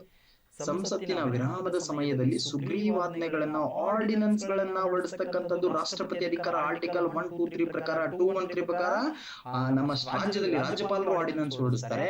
ಇನ್ನು ಕೇಂದ್ರದಲ್ಲಿ 123 ಪ್ರಕಾರ ಯಾರು ಮಾಡ್ತಾರೆ, ಸುಗ್ರೀವಾಜ್ಞೆಗಳನ್ನ ಭಾರತದ ರಾಷ್ಟ್ರಪತಿಗಳು ಹೊರಡಿಸ್ತಾರೆ. ನೆಕ್ಸ್ಟ್ ನೋಡಿ 143 ಅಂದ್ರೆ ಲವ್ ಯು ಅಂತ ಕರಿತೀವಲ್ಲ, ಐ ಲವ್ ಯು ಅಂತ. ಅದು ಇಲ್ಲಿ ನೋಡಿ, ಸುಪ್ರೀಂ ಕೋರ್ಟ್ ನೊಂದಿಗೆ ಸಮಾಲೋಚಿಸಲು ರಾಷ್ಟ್ರಪತಿ ಅಧಿಕಾರ. ರಾಷ್ಟ್ರಪತಿಗೆ ಯಾವುದೇ ರೀತಿಯಾದ ಗೊಂದಲಗಳು, ಇನ್ಯಾವುದೇ ರೀತಿಯಾದ ತಕರಾರುಗಳು, ಸಮಸ್ಯೆಗಳಾದಾಗ ಆತನಿಗೆ ಏನಾಗತ್ತೆ ಸುಪ್ರೀಂ ಕೋರ್ಟ್ ಜೊತೆ ಲವ್ ಆಗತ್ತೆ. ಲವ್ ಮೀನ್ಸ್ 143 ಆಗತ್ತೆ. ಸೊ ಸುಪ್ರೀಂ ಕೋರ್ಟ್ ನ ಸಲಹೆಯನ್ನ ತೆಗೆದುಕೊಳ್ಬಹುದು, ಸಮಾಲೋಚನೆಯನ್ನ ಮಾಡಬಹುದು ಅಂತ ಹೇಳ್ತದೆ. ನೆಕ್ಸ್ಟ್ ನೋಡಿ, ಆರ್ಟಿಕಲ್ 148 ಅಂತ ಬರ್ತದೆ, ಭಾರತದ ನಿಯಂತ್ರಕರು ಮತ್ತು ಮಹಾ ಲೆಕ್ಕ ಪರಿಶೋಧಕರು ಅಂತ ಬರ್ತದೆ. ಕ್ಯಾಗ್ ಅಂತ ಬರೀತಿದೆ, CAG controller and auditor general ಅಂತ. ಈತ ಏನ್ ಮಾಡ್ತಾನೆ, ಭಾರತ ಸರ್ಕಾರದ ಪರವಾಗಿ ಎಲ್ಲ ರೀತಿಯಾದ ವಕಾಲತ್ತುಗಳನ್ನ, ಈ ಎಲ್ಲಾ ಲೆಕ್ಕಗಳನ್ನ ಮಾಡತಕ್ಕಂತ ವ್ಯಕ್ತಿ ಯಾರಂದ್ರೆ that is controller and auditor general ಅಂತ ನಾವು ಕರಿತೀವಿ. ನೆಕ್ಸ್ಟ್ ನೋಡಿ, ಆರ್ಟಿಕಲ್ 149 ಇದೆ, ಭಾರತದ ಲೆಕ್ಕ ನಿಯಂತ್ರಕರು ಮತ್ತು ಮಹಾಲೆಕ್ಕ ಪರಿಶೋಧಕರ ಕರ್ತವ್ಯಗಳು. ನಾನು ಹೇಳಿದೆ 148 ಅಂತ ಹೇಳಿದ್ನಲ್ಲ, 149 ಹೇಳ್ತದೆ ಅವರ ಕೆಲಸಗಳನ್ನ ಹೇಳ್ತದೆ. ಕಂಟ್ರೋಲರ್ ಎಡಿಟರ್ ಜನರಲ್ ಕೆಲಸ ಏನು, ಭಾರತದ ಪ್ರಧಾನಮಂತ್ರಿ ಕೆಲಸ ಏನು ಅಂತ ನಾವು ಬೇರೆ ರೀತಿ ಓದ್ತೀವಲ್ಲ, ಅದೇ ರೀತಿ ಕ್ಯಾಬಿನೆಟ್ ಕೆಲಸದ ಬಗ್ಗೆ ಹೇಳುತ್ತೆ. ಇನ್ನು ನೆಕ್ಸ್ಟ್ ನೋಡಿ 155 ಅಂತ ಇದೆ, ಗವರ್ನರ್ ಆಫ್ ದ ಸ್ಟೇಟ್ ಅಂತ ಕರಿತೀವಿ. ರಾಜ್ಯಪಾಲರು ಈಗ ತಾವರ್ ಚಂದ್ ಗೆಹ್ಲೋಟ್ ಇದಾರಲ್ಲ, ಅವರ ಇರುವ ಕುರಿತು ಹೇಳ್ತಕ್ಕಂಥದ್ದು, ಅವರ ನೇಮಕಾತಿಯ ಕುರಿತು ಹೇಳ್ತಕ್ಕಂಥದ್ದು, ಅವರು ಇರ್ಬೇಕಂತ ಆರ್ಟಿಕಲ್ 152 ಹೇಳ್ತದೆ. 153 ಅವರು ಕಾರ್ಯಾಂಗದ ಮುಖ್ಯಸ್ಥರು ಅಂತ ಹೇಳ್ತಾರೆ. ಆರ್ಟಿಕಲ್ 155 ಹೇಳ್ತದೆ ರಾಜ್ಯಪಾಲನ ಅಪಾಯಿಂಟ್ ಮಾಡ್ಬೇಕಂತ ಹೇಳ್ತಾರೆ. ಯಾರು ಅಪಾಯಿಂಟ್ ಮಾಡ್ತಾರೆ, ಭಾರತದ ರಾಷ್ಟ್ರಪತಿಗಳು ಅಪಾಯಿಂಟ್ ಮಾಡ್ತಾರೆ. ನೆಕ್ಸ್ಟ್ ನೋಡಿ, ಆರ್ಟಿಕಲ್ 161 ಅಂತ ಬರ್ತದೆ. ಆರ್ಟಿಕಲ್ 161 ಕೆಲವು ಪ್ರಕರಣಗಳಲ್ಲಿ ಶಿಕ್ಷೆಯನ್ನ ಅಮಾನತುಗೊಳಿಸಬಹುದು, ರದ್ದುಗೊಳಿಸಬಹುದು, ಪರಿವರ್ತಿಸಬಹುದು, ಅದು ರಾಜ್ಯಪಾಲರ ಕರ್ತವ್ಯ ಅಂತ ಹೇಳ್ತದೆ. ನಾನು ನೋಡಿದ್ರೆ ಆಗ್ಲೇ ಸಂಪೂರ್ಣವಾಗಿ ಏನಂದ್ರೆ ರಾಷ್ಟ್ರಪತಿಗಳು ಈ ಖುಲಾಸೆ ಮಾಡಬಹುದು, ಶಿಕ್ಷೆಯನ್ನ ಕಡಿಮೆ ಮಾಡಬಹುದು, ಅದರ ಅವಧಿಯನ್ನ ಕಡಿಮೆ ಮಾಡಬಹುದು, ಶಿಕ್ಷೆಯ ಸ್ವರೂಪವನ್ನ ಬದಲಾಯಿಸಬಹುದು ಅಂತ ಹೇಳಿದ್ವಲ್ಲ, ಅದೇ ರೀತಿ ಆರ್ಟಿಕಲ್ 161 ಅಲ್ಲಿ ಏನ್ ಹೇಳ್ತದೆ, ರಾಜ್ಯಪಾಲರಿಗೂ ಕೂಡ ಆ ರೀತಿಯಾದ ಅಧಿಕಾರಗಳಿವೆ. ಆದರೆ ರಾಷ್ಟ್ರಪತಿಗೆ ಹೋಲಿಕೆ ಮಾಡಿದಾಗ ರಾಜ್ಯಪಾಲರ ಅಧಿಕಾರಗಳು ಕಡಿಮೆ ಇದೆ, ಬಟ್ ಅವರು ಕೂಡ ಕ್ಷಮಾದಾನ ಮಾಡಬಹುದು. ನೆಕ್ಸ್ಟ್ ನೋಡಿ, ಆರ್ಟಿಕಲ್ 163 ಅಂತ ಇದೆ, ರಾಜ್ಯಪಾಲರಿಗೆ ಸಹಾಯ ಮಾಡೋದಕ್ಕೆ, ಸಲಹೆ ನೀಡೋದಕ್ಕೆ ಕ್ಯಾಬಿನೆಟ್ ಅಂತ ಇರ್ತದೆ, ಮಂತ್ರಿಮಂಡಲ ಅಂತ ಇರ್ತದೆ. ನೋಡಿ, ಹೌದಲ್ವಾ? ನೋಡಿ, ಅಲ್ಲಿ 74 ಪ್ರಕಾರ ಇತ್ತು. ಸೆಂಟ್ರಲ್ ಅಲ್ಲಿ ಒಂದೇನಿತ್ತು, ಕ್ಯಾಬಿನೆಟ್ ಮಿನಿಸ್ಟರ್ ಅಂತ ಇತ್ತು. ಇಲ್ಲೂ ಕೂಡ ಇದೆ. ಇದನ್ನ ಯಾರು ಮಾಡ್ತಾರೆ, ರಾಜ್ಯಪಾಲರು ಮಾಡ್ತಾರೆ. ಸೆಂಟ್ರಲ್ ಯಾರು ಮಾಡ್ತಾರೆ, ರಾಷ್ಟ್ರಪತಿ ಮಾಡ್ತಾರೆ. ಇಲ್ಲಿ ನೋಡಿ 164 ಅಂತ ಇದೆ, ರಾಜ್ಯದ ಅಡ್ವೊಕೇಟ್ ಜನರಲ್ ಅಂತ ಇದೆ. ಅಲ್ಲಿ ಇದೆ ಅಟಾರ್ನಿ ಜನರಲ್ ಅಂತ. 76 ಅಲ್ಲಿ ಕೇಂದ್ರದಲ್ಲಿ ಇದ್ರೆ 76 ಅಂತ ಕೇಂದ್ರದಲ್ಲಿ ಇದ್ರೆ 76 ಅಂತ ಇದ್ರೆ ಇಲ್ಲಿ ಏನಿದೆ 165 ಅಂತ ಇದೆ. 165 ಮುಖಾಂತರ ಏನಿದೆ, ಇಲ್ಲೂ ಕೂಡ ಅಡ್ವೊಕೇಟ್ ಜನರಲ್ ನ ನೇಮಕ ಮಾಡ್ತೀವಿ. 76 ಪ್ರಕಾರ ಕೇಂದ್ರದಲ್ಲಿ ಅಟಾರ್ನಿ ಜನರಲ್ ನ ನೇಮಕ ಮಾಡಿದ ಹಾಗೆ ರಾಜ್ಯದಲ್ಲೂ ಕೂಡ ಏನ್ ಮಾಡ್ತೀವಿ, ಅಡ್ವೊಕೇಟ್ ಜನರಲ್ ನ ಮಾಡ್ತೀವಿ. ಅಡ್ವೊಕೇಟ್ ಜನರಲ್ ಅನ್ನು ನೇಮಕ ಮಾಡ್ತೀವಿ. ಏನಿದೆ 76 ಅಂದ್ರೆ ಕೇಂದ್ರದಲ್ಲಿ ಅಟಾರ್ನಿ ಜನರಲ್. ನೆಕ್ಸ್ಟ್ ನೋಡಿ, ಆರ್ಟಿಕಲ್ 167 ಅಂತ ಬರ್ತದೆ. ಆರ್ಟಿಕಲ್ 167 ಅಂತ ಬರ್ತದೆ. ರಾಜ್ಯಪಾಲರಿಗೆ ಮಾಹಿತಿ ಒದಗಿಸುವುದಕ್ಕೆ ಸಂಬಂಧಿಸಿದಂತೆ ಮುಖ್ಯಮಂತ್ರಿಯ ಕರ್ತವ್ಯಗಳು. ಇವೆಲ್ಲ ಸೀರಿಯಲ್ ನಂಬರ್, ಇದನ್ನೆಲ್ಲ ತಲೆಯಲ್ಲಿ ಹಾಕಬೇಡಿ, ಸ್ವಲ್ಪ ಮಿಸ್ಟೇಕ್ಸ್ ಆಗಿದೆ, ಬಂದ್ಬಿಟ್ಟಿದೆ. ಓಕೆ ನೋಡಿ, ಆರ್ಟಿಕಲ್ 167 ಏನಿದೆ, ರಾಜ್ಯಪಾಲರಿಗೆ ಮಾಹಿತಿ ಒದಗಿಸುವ ಸಲುವಾಗಿ ಮುಖ್ಯಮಂತ್ರಿ ಕೆಲಸ. ಈಗ ಸಿದ್ದರಾಮಯ್ಯನ ಕೆಲಸಗಳೇನು ಅನ್ನೋದನ್ನ ತಿಳಿಸ್ತದೆ ಇದು. ನೆಕ್ಸ್ಟ್ ನೋಡಿ, ಆರ್ಟಿಕಲ್ 160 ಅಂತ ಇದೆ, ರಾಜ್ಯ ಶಾಸಕಾಂಗದಲ್ಲಿ ಸಂವಿಧಾನ, ರಾಜ್ಯ ಶಾಸಕಾಂಗಗಳ ಕುರಿತು ಹೇಳ್ತದೆ. ಆರ್ಟಿಕಲ್ ನೋಡಿ, ಇಲ್ಲಿ ರಾಜ್ಯ ಶಾಸಕಾಂಗ ಏನೇನಿರ್ತದೆ, ಯಾವ ತರ ಬರ್ತದೆ, ಅದೇನೇನ್ ಇರ್ತದೆ ನೋಡಿ. ಒಂದು ವಿಧಾನಸಭೆ ಇರ್ತದೆ, ಒಂದು ವಿಧಾನ ಪರಿಷತ್ ಅಂತ ಇರ್ತದೆ, ಅವುಗಳ ಬಗ್ಗೆ ಹೇಳ್ತದೆ ನೋಡಿ. ನೆಕ್ಸ್ಟ್ ಆರ್ಟಿಕಲ್ ಇದೆ 169 ಅಂತ ಇದೆ, ರಾಜ್ಯಗಳಲ್ಲಿ ವಿಧಾನ ಪರಿಷತ್ಗಳ ರದ್ದತಿ ಅಥವಾ ರಚನೆ. ನೋಡಿ, ಫಾರ್ ಎಕ್ಸಾಂಪಲ್ ಪ್ರಸ್ತುತ 6 ರಾಜ್ಯಗಳಿಗೆ ಏನಿದೆ, ವಿಧಾನ ಪರಿಷತ್ ಇದೆ. ನಮ್ಮ ಕರ್ನಾಟಕ ಇದೆ, ಹೌದಲ್ವಾ? ಕರ್ನಾಟಕ ಇದೆ, ಮಹಾರಾಷ್ಟ್ರ ಇದೆ, ಬಿಹಾರ ಇದೆ ಅಲ್ವಾ, ಮತ್ತೆ ಯಾವ್ದಿದೆ, ಆಂಧ್ರ ಪ್ರದೇಶ ಇದೆ, ತೆಲಂಗಾಣ ಇದೆ. ಸೊ ಎಷ್ಟೈತೆ, 1 2 3 4 5 6. ಸೊ 6 ರಾಜ್ಯಗಳಿಗಿದೆ, ಕರ್ನಾಟಕ, ಮಹಾರಾಷ್ಟ್ರ, ಬಿಹಾರ, ಆಂಧ್ರ ಪ್ರದೇಶ, ತೆಲಂಗಾಣ ಮತ್ತು ಯುಪಿ ಉತ್ತರ ಪ್ರದೇಶ. ಈ ಎಲ್ಲ ರಾಜ್ಯಗಳು ಕೂಡ ವಿಧಾನ ಪರಿಷತ್ತು ಅನ್ನೋದಿದೆ. ನೆಕ್ಸ್ಟ್ ನೋಡಿ, ಆರ್ಟಿಕಲ್ 170 ಇದೆ, ರಾಜ್ಯ ಶಾಸಕಾಂಗ ಸಭೆ ರಚನೆ, ಅಂದ್ರೆ ವಿಧಾನ ಪರಿಷತ್ತನ್ನ ರಚನೆ ಮಾಡೋದ್ರ ಕುರಿತು ಹೇಳ್ತದೆ. ನೆಕ್ಸ್ಟ್ ನೋಡಿ 171 ಇದೆ, ರಾಜ್ಯಗಳಲ್ಲಿ ವಿಧಾನ ಪರಿಷತ್ನ ಸಂಯೋಜನೆ ಹೆಂಗಾಗ್ಬೇಕಂತ ಇದೆ. ಆರ್ಟಿಕಲ್ 170 ನೋಡಿ, ರಾಜ್ಯ ಶಾಸಕಾಂಗದ ಅವಧಿ ಎಷ್ಟು ಅವಧಿ, 5 ವರ್ಷ ಇರ್ತದೆ. 5 ವರ್ಷ ಅವಧಿ, 5 ವರ್ಷ 5 ಇಯರ್ ಡ್ಯೂರೇಷನ್ ಇರ್ತದೆ ಅಂತ ಹೇಳ್ತದೆ. ಈ 5 ಇದ್ದದನ್ನ 6 ಮಾಡಿದ್ವಿ ಯಾವಾಗಂದ್ರೆ 1976 42ನೇ ತಿದ್ದುಪಡಿ ಪ್ರಕಾರ ಇಂದಿರಾ ಗಾಂಧಿ ಅವರು ಏನ್ ಮಾಡ್ತಾರೆ 5 ವರ್ಷ ಇದ್ದದ್ದು 6 ವರ್ಷ ಮಾಡ್ತಾರೆ. ಅದಾದ ನಂತರ ನೆಕ್ಸ್ಟ್ 1978 44ನೇ ಅಮೆಂಡ್ಮೆಂಟ್ ಪ್ರಕಾರ ಮೊರಾರ್ಜಿ ದೇಸಾಯಿ ಅವರು ಬಂದು ಮತ್ತೆ ಏನ್ ಮಾಡ್ತಾರೆ ಈ ಅವಧಿಯನ್ನ ಕಡಿಮೆ ಮಾಡಿ 5 ವರ್ಷ ಮಾಡ್ತಾರೆ. ಈಗೂ ಕೂಡ ಒಂದು ಸಾರಿ ಎಲೆಕ್ಷನ್ ಅಲ್ಲಿ ಗೆದ್ದು ಬಿಟ್ರೆ 5 ಬಾರ್ ಜಿಂದಗಿ ಮೇ ಕ್ಯಾ ಹೇ ಅಂತ ನಮ್ಮ ಎಮ್ಎಲ್ಎ ಹೋಗ್ತಾರೆ. ನೆಕ್ಸ್ಟ್ ಆರ್ಟಿಕಲ್ 173 ಇದೆ ನೋಡಿ, ರಾಜ್ಯ ಶಾಸಕಾಂಗದ ಸದಸ್ಯತ್ವದ ಅರ್ಹತೆ. ನೋಡಿ ನೀವು ಎಮ್ಎಲ್ಎ ಆಗ್ಬೇಕಾದ್ರೆ ಏನೇನ್ ಬೇಕು ಅನ್ನೋದನ್ನ ಇಲ್ಲಿ ಉಲ್ಲೇಖ ಮಾಡಲಾಗಿದೆ. ನೆಕ್ಸ್ಟ್ ನೋಡಿ ಆರ್ಟಿಕಲ್ 174 ಇದೆ, ರಾಜ್ಯ ಶಾಸಕಾಂಗದ ಅಧಿವೇಶನಗಳು ಕಲಾಪಗಳ ಮುಕ್ತಾಯ ಮತ್ತು ವಿಸರ್ಜನೆ ರಾಜ್ಯಪಾಲರು ಏನ್ ಮಾಡ್ತಾರೆ ಅಧಿವೇಶನವನ್ನ ಕರೀತಾರೆ, ರದ್ದು ಮಾಡ್ತಾರೆ, ಮುಂದೆ ಹಾಕ್ತಾರೆ, ಅದೆಲ್ಲವೂ ಕೂಡ ಆರ್ಟಿಕಲ್ 174 ಅಲ್ಲಿ ಇದೆ. ನೆಕ್ಸ್ಟ್ ನೋಡಿ ಆರ್ಟಿಕಲ್ 178 ಅಂತ ಇದೆ, ವಿಧಾನಸಭೆಯ ಸಭಾಪತಿಗಳು ಮತ್ತು ಉಪಸಭಾಪತಿಗಳ ಬಗ್ಗೆ ಹೇಳ್ತಕ್ಕಂಥದ್ದು. ವಿಧಾನಸಭೆಯ ಸಭಾಪತಿ ಮತ್ತು ಉಪಸಭಾಪತಿಗಳ ಬಗ್ಗೆ ಹೇಳ್ತದೆ. ನೆಕ್ಸ್ಟ್ ನೋಡಿ ಆರ್ಟಿಕಲ್ 194 ಇದೆ, ಅಡ್ವೊಕೇಟ್ ಜನರಲ್ ಮತ್ತು ಅವರ ಅಧಿಕಾರ ಸವಲತ್ತು ವಿನಾಯಿತಿಗಳ ಬಗ್ಗೆ ಹೇಳ್ತದೆ. ನೆಕ್ಸ್ಟ್ ನೋಡಿ ಆರ್ಟಿಕಲ್ 200 ಇದೆ, ರಾಜ್ಯಪಾಲರ ಮಸೂದೆಗೆ ಒಪ್ಪಿಗೆ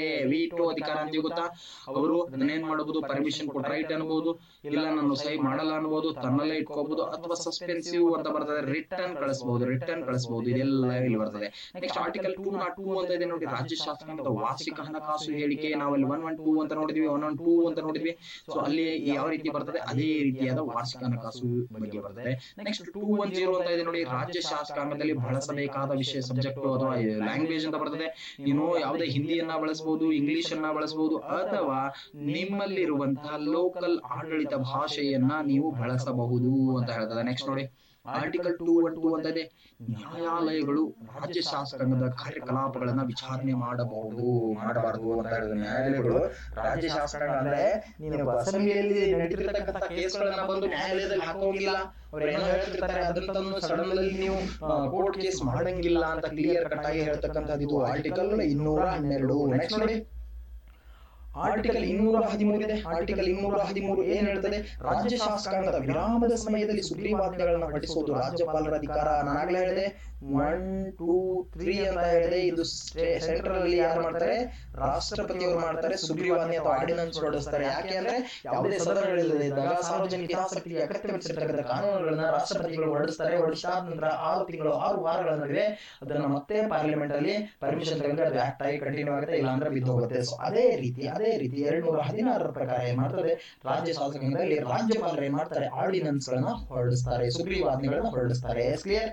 ನೆಕ್ಸ್ಟ್ ನೋಡಿ ಇನ್ನು ನ್ಯಾಯಾಲಯಕ್ಕೆ ಬರೋಣ. 214 ಅಂತ ಇದೆ ನೋಡಿ, ರಾಜ್ಯ ಹೈಕೋರ್ಟ್ಗಳ ಬಗ್ಗೆ ಹೇಳ್ತಾರೆ. ಹಾಗಾದ್ರೆ ಇವತ್ತಿನ ಹೈಕೋರ್ಟ್ಗಳು ಎಷ್ಟಿದ್ದಾವೆ ಅಂದ್ರೆ ಒಟ್ಟು 25 ಹೈಕೋರ್ಟ್ಗಳಿದ್ದಾವೆ ಭಾರತ ದೇಶದಲ್ಲಿ. ಕರ್ನಾಟಕದ ಹೈಕೋರ್ಟ್ ಯಾವಾಗ ಸ್ಟಾರ್ಟ್ ಆಯ್ತು, 1884 ಆಯ್ತು. ಹಾಗಾದ್ರೆ ಫಸ್ಟ್ ಹೈಕೋರ್ಟ್ ಎಲ್ಲಾಯ್ತು, ಮುಂಬೈಯಲ್ಲಿ ಆಯ್ತು. ಯಾವಾಗ 1862ರಲ್ಲಿ. ಟೋಟಲ್ 25 ಹೈಕೋರ್ಟ್ಗಳು. ಹಾಗಾದ್ರೆ ಒಂದೇ ಒಂದು ತನ್ನ ಪರ್ಸನಲ್ ಹೈಕೋರ್ಟ್ ಅನ್ನು ಹೊಂದಿರತಕ್ಕಂಥ ಯೂನಿಯನ್ ಟೆರಿಟರಿ ಇದೆ, ದಟ್ ಈಸ್ ಡೆಲ್ಲಿ ಅಂತ ಹೇಳ್ತೇವೆ. ನೆಕ್ಸ್ಟ್ ನೋಡಿ 217 ಹೈಕೋರ್ಟ್ ನ್ಯಾಯಾಧೀಶರ ನೇಮಕಾತಿ ಬಗ್ಗೆ ಹೇಳ್ತಕ್ಕಂಥದ್ದು. ಹೈಕೋರ್ಟ್ ನ್ಯಾಯಾಧೀಶರನ್ನ ಏನೆಲ್ಲ ಯಾವ ರೀತಿಯಾಗಿ ಅವ್ರನ್ನ ಅಪಾಯಿಂಟ್ ಮಾಡ್ಬೇಕು ಹೇಳುತ್ತೆ. ನೆಕ್ಸ್ಟ್ 226 ನೋಡಿ, ಕೆಲವು ರಿಟ್ಗಳನ್ನು ಹೊರಡಿಸುವ ಹೈಕೋರ್ಟ್ನ ಅಧಿಕಾರ. ನಾನು ಹೇಳಿದೆ ರಿಟ್ಗಳಂತ ಹೇಳಿದೆ ಆರ್ಟಿಕಲ್ 32 ಅಂಡರಲ್ಲಿ.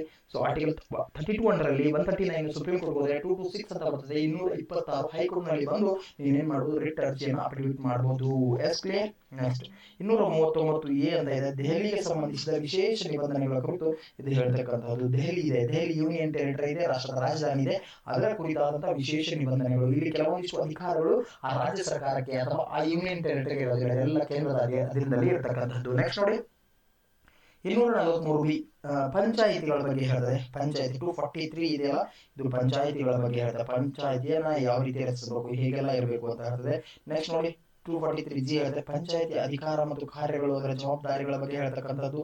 243 ನೋಡಿ ಕೆ ಅಂತ ಬರ್ತದೆ, ಅದು ಪಂಚಾಯಿತಿಯಲ್ಲಿ ಎಲೆಕ್ಷನ್ ಹೆಂಗ್ ನಡಿಬೇಕು, ಗ್ರಾಮ ಪಂಚಾಯತಿ, ಜಿಲ್ಲಾ ಪಂಚಾಯತಿ, ತಾಲೂಕ್ ಪಂಚಾಯತಿ ಎಲೆಕ್ಷನ್ಗಳು ಯಾವ ರೀತಿ ಎಲ್ಲ ನಡೀತದೆ ಅನ್ನೋದ್ರ ಬಗ್ಗೆ ಹೇಳ್ತಾರೆ. ನೆಕ್ಸ್ಟ್ ನೋಡಿ ಆರ್ಟಿಕಲ್ 249 ಅಂತ ಬರ್ತದೆ, ರಾಷ್ಟ್ರೀಯ ಹಿತಾಸಕ್ತಿಯಲ್ಲಿ ರಾಜ್ಯ ಪಟ್ಟಿಯಲ್ಲಿರುವ ವಿಷಯಗಳ ಬಗ್ಗೆ ಸಂಬಂಧಿಸಿದಂತೆ ಶಾಸನ ರಚಿಸುವ ಅಧಿಕಾರ ಸಂಸತ್ತಿಗಿದೆ. ಪಾರ್ಲಿಮೆಂಟ್ಗೆ ರಾಷ್ಟ್ರೀಯ ಹಿತಾಸಕ್ತಿಗಳಿಗೆ ಸಂಬಂಧಿಸಿರ್ತಕ್ಕಂಥ ರಾಜ್ಯ ಪಟ್ಟಿಯಲ್ಲಿದ್ರು ಕೂಡ ಅದಕ್ಕೆ ಸಂಸತ್ತು ಮಾಡಬಹುದು. ಯಾವ ರೀತಿ ಮಾಡಬಹುದು, ರಾಜ್ಯಸಭೆ ಇದೆಯಲ್ಲ, ರಾಜ್ಯಗಳನ್ನ ಪ್ರತಿನಿಧಿಸುತ್ತೆ, ಅವ್ರು ಏನ್ ಮಾಡಬಹುದು, ರಾಜ್ಯ ಪಟ್ಟಿಯಲ್ಲಿರುವ ಕೆಲವು ವಿಷಯಗಳಿಗೆ ಏನ್ ಮಾಡಬಹುದು, ಕಾನೂನುಗಳನ್ನ ಮಾಡಬಹುದು. ಇಲ್ಲಿ ರಾಜ್ಯ ಮತ್ತು ಕೇಂದ್ರಕ್ಕೆ ಏನಾದರೂ ತೊಡೆ ತಟ್ಟಿ ಜಗಳ ಆದ್ರೆ ಕೇಳೋದು ಯಾರು ಅಂದ್ರೆ that is central government, because ಅವರು ರಾಜ್ಯಸಭೆಯಿಂದ ಆಯ್ಕೆ ಆಗಿರ್ತಕ್ಕಂಥವ್ರು ಅದನ್ನ ಕಾನೂನು ಮಾಡ್ತಾರೆ. ನೆಕ್ಸ್ಟ್ ನೋಡಿ 267 ಅಂತಾರಾಜ್ಯಗಳ ನದಿ ವಿವಾದ ಅಥವಾ ನದಿ ವಿಖಂಡನೆಗಳಿಗೆ ಸಂಬಂಧಿಸಿದಂತ ವಿವಾದದ ತೀರ್ಪುಗಳು. ಟ್ರೈಬ್ಯುನಲ್ಸ್ ಅಂತ ಕರಿತೀವಲ್ಲ, 262ರಲ್ಲಿ ಅಂತಾರಾಜ್ಯ ನದಿಗಳ ಬಗ್ಗೆ ಹೇಳುತ್ತೆ, ಅಂತಾರಾಜ್ಯ ನದಿಗಳ ಬಗ್ಗೆ ಹೇಳುತ್ತೆ. ಟ್ರಿಬ್ಯುನಲ್ ನೆಕ್ಸ್ಟ್ ಹೇಳ್ತದೆ, ಸಾರಿ. 263 ಅಂತಾರಾಜ್ಯ ಮಂಡಳಿ, ಟ್ರಿಬ್ಯುನಲ್ ಬಗ್ಗೆ ಹೇಳ್ತಾರೆ, ಟ್ರಿಬ್ಯುನಲ್ಸ್ ಗಳ ಬಗ್ಗೆ ಹೇಳ್ತದೆ. ನೆಕ್ಸ್ಟ್ ನೋಡು 265 ಅಂತ ಇದೆ, ಕಾನೂನಿನ ಅಧಿಕಾರಗಳನ್ನ ಹೊರತುಪಡಿಸಿ ತೆರಿಗೆಗಳನ್ನ ವಿಧಿಸಂಗಿಲ್ಲ. ನೀನೇನ್ ಕಾನೂನು ಮಾಡಿದ್ರು, ಏನೇ ಮಾಡಿದ್ರು ಕಾನೂನು ಮುಖಾಂತರ ಹಾಕ್ಬಹುದು, ನಿನ್ ಮನಸ ಇಚ್ಛೆಯಿಂದ ಹೆಂಗೆಂಗೋ ಏನೇನೋ ಮಾಡಂಗಿಲ್ಲ ಅಂತ ಕ್ಲಿಯರ್ ಆಗಿ ಹೇಳುತ್ತೆ. 265 ಹೇಳ್ತದೆ. ನೆಕ್ಸ್ಟ್ ನೋಡಿ 275 ಬರ್ತದೆ, ಕೆಲವು ರಾಜ್ಯಗಳಿಗೆ ಸಂಬಂಧಿಸಿದಂತಹ ಒಕ್ಕೂಟದಿಂದ ಅನುದಾನಗಳು, ಕೆಲವೊಂದು ಸ್ಪೆಷಲೈಸೇಷನ್ ಇರ್ತಕ್ಕಂಥ ರಾಜ್ಯಗಳಿದಾವೆ, ಅವುಗಳಿಗೆ ಹೆಚ್ಚಿಗೆ ಅನುದಾನ ಕೊಡಬೇಕಂತ ಹೇಳ್ತದೆ. ನೆಕ್ಸ್ಟ್ ನೋಡಿ ಆರ್ಟಿಕಲ್ 280 ಇದೆ, ಫಿನಾನ್ಸ್ ಕಮಿಷನ್ ಅಂತ ಇದೆ. ಇದನ್ನ ರಾಷ್ಟ್ರಪತಿಯವರು ಆಯ್ಕೆ ಮಾಡ್ತಾರೆ. ಎಷ್ಟು ವರ್ಷಕ್ಕೊಮ್ಮೆ ಅಂದ್ರೆ ಎವ್ರಿ 5 ಇಯರ್ಗೆ ಒಂದರಂತೆ ಈ ಏನಂದ್ರೆ ಹಣಕಾಸು ಆಯೋಗವನ್ನು ಮಾಡ್ತಾರೆ. ಅದೇ ರೀತಿ ರಾಜ್ಯದಲ್ಲೂ ಕೂಡ ಮಾಡಲಾಗುತ್ತೆ. ನೆಕ್ಸ್ಟ್ 300 ನೋಡಿ, ಮೊಕದ್ದಮೆ ಮತ್ತು ವಿಚಾರಗಳ ಬಗ್ಗೆ ಹೇಳ್ತದೆ. ಯಾವುದೇ ರೀತಿಯಾದ ಮೊಕದ್ದಮೆಗಳನ್ನ ವಿಚಾರಣೆ ಮಾಡ್ತಕ್ಕಂಥದ್ದು ಇಲ್ಲಿ ಬರ್ತದೆ. ನೆಕ್ಸ್ಟ್ ನೋಡಿ 300 ಆದ್ಮೇಲೆ 300 ಇಂಪಾರ್ಟೆಂಟ್, ಕಾನೂನಿನ ಅಧಿಕಾರದಿಂದ ಹೊರತುಪಡಿಸಿದ ವ್ಯಕ್ತಿಗಳ ಆಸ್ತಿಯನ್ನು ವಂಚಿತರಾಗಬಾರದು ಅಂತ ಆಸ್ತಿ ಹಕ್ಕು ಫಂಡಮೆಂಟಲ್ ರೈಟ್ ಇತ್ತು, ಅದನ್ನ ಇಲ್ತಂದ್ರೆ 300 ಕಾನೂನಾತ್ಮಕ ಅಧಿಕಾರವನ್ನಾಗಿ ಮಾಡಲಾಗಿದೆ. ನೆಕ್ಸ್ಟ್ ನೋಡಿ ಆರ್ಟಿಕಲ್ 312 ಇಂಪಾರ್ಟೆಂಟ್, UPSC SPSC ಅಥವಾ JPSC ಬಗ್ಗೆ ಹೇಳ್ತದೆ. ಅಂದ್ರೆ ಅಖಿಲ ಭಾರತ ಸೇವೆಗಳ ಬಗ್ಗೆ ಹೇಳ್ತದೆ. ಈ ಸ್ಪರ್ಧಾತ್ಮಕ ಪರೀಕ್ಷೆಗಳ ಮುಖಾಂತರ ಅಧಿಕಾರವನ್ನ ಕೊಡ್ತಕ್ಕಂಥದ್ರ ಬಗ್ಗೆ 312ರಲ್ಲಿ ಇರತಕ್ಕಂತಹ ಅಧಿಕಾರಗಳ ಅಡಕವಾಗಿವೆ. ನೆಕ್ಸ್ಟ್ ನೋಡಿ 315, ಕೇಂದ್ರ ಮತ್ತು ರಾಜ್ಯಗಳಿಗೆ ಸಾರ್ವಜನಿಕ ಆಯೋಗ, ಸೇವಾ ಆಯೋಗ. ನೋಡಿ ಕೇಂದ್ರಕ್ಕೂ ರಾಜ್ಯಕ್ಕೂ UPSC KPSC ಅಂತ ನಾವು ಕರಿತೀವಲ್ಲ, ಅದು ಇದರಲ್ಲೇ ಬರ್ತದೆ. ಆರ್ಟಿಕಲ್ 320 ಏನ್ ಹೇಳ್ತದೆ ನೋಡಿ, ಸಾರ್ವಜನಿಕ ಸೇವಾ ಆಯೋಗದ ಕಾರ್ಯಗಳು. UPSC KPSC JPSC ಅಂತ ಕರಿತೀವಲ್ಲ, ಅವು ಯಾವ ರೀತಿ ಕೆಲಸ ಕಾರ್ಯಗಳನ್ನ ಮಾಡಬೇಕು ಅನ್ನೋದನ್ನ ಹೇಳ್ತದೆ. ನೆಕ್ಸ್ಟ್ ನೋಡಿ 323A ಅಂತ ಬರ್ತದೆ, ಆಡಳಿತ ನ್ಯಾಯಮಂಡಳಿಗಳು, ಟ್ರಿಬ್ಯುನಲ್ಸ್ ಅಂತ ಹೇಳಿದಲ್ಲ, ಸೊ ಇಲ್ಲಿ ಕೂಡ ಟ್ರಿಬ್ಯುನಲ್ಸ್ ಬಗ್ಗೆ ಹೇಳ್ತದೆ. 324 ನೋಡಿ, ಚುನಾವಣಾ ಆಯೋಗಕ್ಕೆ ವಹಿಸಲಾದ ಚುನಾವಣೆಗಳನ್ನ ಮೇಲ್ವಿಚಾರಣೆ, ನಿರ್ದೇಶನ ಮತ್ತು ನಿಯಂತ್ರಣ ಮಾಡ್ತದೆ. ಎಲೆಕ್ಷನ್ ಮಾಡ್ತಕ್ಕಂಥ ಎಲೆಕ್ಷನ್ ಕಮಿಷನ್ ಹೆಂಗ್ ಸ್ಟಾರ್ಟ್ ಆಗಬೇಕು, ಏನೇನು ಕೆಲಸ ಮಾಡಬೇಕು ಅನ್ನೋದನ್ನ ಆರ್ಟಿಕಲ್ 324ರಿಂದ 329 ಹೇಳ್ತದೆ. ನೆಕ್ಸ್ಟ್ ನೋಡಿ ವಿಧಿ 330, ಜನತಾ ಸದನದಲ್ಲಿ ಪರಿಶಿಷ್ಟ ಜಾತಿ ಮತ್ತು ಪರಿಶಿಷ್ಟ ಪಂಗಡಗಳಿಗೆ ಸ್ಥಾನಮಾನ. ಅಂದ್ರೆ ಈ ಲೋಕಸಭೆ ಇದೆಯಲ್ಲ, ಲೋಕಸಭೆ ಮತ್ತು ವಿಧಾನಸಭೆಗೆ ಏನಂದ್ರೆ MLA MP ಸ್ಥಾನಗಳಲ್ಲಿ ರಿಸರ್ವೇಶನ್ ಕೊಡೋದ್ರ ಬಗ್ಗೆ ಇದು ಹೇಳ್ತದೆ. ನೆಕ್ಸ್ಟ್ ನೋಡಿ ಆರ್ಟಿಕಲ್ 335, ಸೇವೆ ಮತ್ತು ಹುದ್ದೆಗಳಲ್ಲಿ ಪರಿಶಿಷ್ಟ ಜಾತಿ ಪರಿಶಿಷ್ಟ ಪಂಗಡ ಹಕ್ಕುಗಳು. SC ST ಅವರಿಗೆ ಈ ಸರ್ವಿಸ್ ಸೆಕ್ಟರ್ ಅಲ್ಲೂ ಕೂಡ ಅಥವಾ ಸೇವೆ, ಸರ್ಕಾರಿ ಸೇವೆಯಲ್ಲಿ ಕೊಡಬೇಕಾದ ಮೀಸಲಾತಿ ಬಗ್ಗೆ ಹೇಳ್ತದೆ. ಆರ್ಟಿಕಲ್ 356 ಹೇಳ್ತದೆ, ರಾಜ್ಯದಲ್ಲಿ ಸಾಂವಿಧಾನಿಕ ಯಂತ್ರೋಪಕರಣಗಳು ವಿಫಲವಾದ ಸಂದರ್ಭದಲ್ಲಿ ನಿಬಂಧನೆಗಳು. ನೋಡಿ ಇದು ಸ್ಟೇಟ್ ಎಮರ್ಜೆನ್ಸಿ ಅಂತ ಕರಿತೀವಿ. ಆರ್ಟಿಕಲ್ 356 ಪ್ರಕಾರ ರಾಜ್ಯದಲ್ಲಿ ಏನಾದರೂ ಆಡಳಿತ ಯಂತ್ರ ಕುಸಿದು ಹೋಗಿದ್ರೆ ರಾಷ್ಟ್ರಪತಿ ಆಡಳಿತವನ್ನು ಜಾರಿಗೆ ತರಲಾಗುತ್ತೆ. ನೆಕ್ಸ್ಟ್ ನೋಡಿ ಆರ್ಟಿಕಲ್ 360 ಅಂತ ಇದೆ, ಆರ್ಥಿಕ ತುರ್ತು ಪರಿಸ್ಥಿತಿ ಅಂತ ಬರ್ತದೆ, ಎಕನಾಮಿಕ್ ಎಮರ್ಜೆನ್ಸಿ ಅಂತ ಬರ್ತದೆ. ಎಕನಾಮಿಕ್ ಕ್ರೈಸಿಸ್ ಆದಾಗ ಇದನ್ನ ಜಾರಿಗೆ ತರಲಾಗುತ್ತದೆ. Article 357 national emergency, article 356 state emergency, article 360 economic emergency ಅಂತ ಕರಿತೀವಿ. ನೆಕ್ಸ್ಟ್ ನೋಡಿ ಆರ್ಟಿಕಲ್ 365, ಒಕ್ಕೂಟವು ನೀಡಿದ ನಿರ್ದೇಶನಗಳನ್ನ ಪಾಲಿಸಲು ಅಥವಾ ಜಾರಿಗೆ ತರಲು ವಿಫಲವಾದ ಪರಿಣಾಮ ಅಂತ ರಾಷ್ಟ್ರಪತಿ ಆಳ್ವಿಕೆ ಕುರಿತು ಇದನ್ನು ಕೂಡ ಹೇಳಲಾಗ್ತದೆ. ಅಂದ್ರೆ ಯಾವುದೇ ರೀತಿಯಾದ ಒಕ್ಕೂಟದ ನಿದರ್ಶನ ಸ್ಟೇಟ್ ಪಾಲಿಸದೇ ಇದ್ರೆ ಪಟಾಪಟ್ ಚಟಾಚಟ್ ಅಂತ ಮಾಡಬಹುದು, ಇಲ್ಲೂ ಕೂಡ ಕೇಂದ್ರ ರಾಜ್ಯದ ಮೇಲೆ ದಬ್ಬಾಳಿಕೆ ಮಾಡಬಹುದು. ನೆಕ್ಸ್ಟ್ ಆರ್ಟಿಕಲ್ 368 ಅಂತ ಇದೆ, ಇದು ಸಂವಿಧಾನದ ಅದಕ್ಕೆ ಸಂಬಂಧಿಸಿದ ಕಾರ್ಯವಿಧಾನಗಳ ತಿದ್ದುಪಡಿ, ಅಮೆಂಡ್ಮೆಂಟ್ ಸಂವಿಧಾನ ತಿದ್ದುಪಡಿಯನ್ನ ಮಾಡತಕ್ಕಂಥ ಒಂದೇ ಒಂದು ಆರ್ಟಿಕಲ್, ದಟ್ ಈಸ್ 368. ನೆಕ್ಸ್ಟ್ ನೋಡಿ 371 ಅಂತ ಇದೆ, ಜಮ್ಮು ಕಾಶ್ಮೀರ ರಾಜ್ಯಕ್ಕೆ ಸಂಬಂಧಿಸಿದಂತ ತಾತ್ಕಾಲಿಕ ನಿಬಂಧನೆಗಳಿತ್ತು, ಅದನ್ನೇನು ಮಾಡೋದಾಗಿದೆ, ಇದನ್ನು ಡಿವೈಡ್ ಮಾಡಿ ರಾಜ್ಯವನ್ನ ಒಡೆದು 2 ಯೂನಿಯನ್ ಟೆರಿಟರಿ ಮಾಡಿ ಇವರಿಗೆ ಇರತಕ್ಕಂಥ ವಿಶೇಷ ಸಾಂವಿಧಾನಿಕ ಅಧಿಕಾರಗಳನ್ನು ತೆಗೆದು ಹಾಕಲಾಗಿದೆ. ನೆಕ್ಸ್ಟ್ ನೋಡಿ ಇವೆಲ್ಲ ಏನಾಗುತ್ತೆ ಇಂಪಾರ್ಟೆಂಟ್ ಆರ್ಟಿಕಲ್ಗಳಂತ ನಾವು ಕರಿತಾ ಹೋಗ್ತೇವೆ. ಕ್ಲಿಯರ್? Thank you. ನಮ್ಮ ವಿಡಿಯೋನ ವೀಕ್ಷಿಸಿದ್ದಕ್ಕಾಗಿ ನಿಮ್ಮೆಲ್ಲರಿಗೂ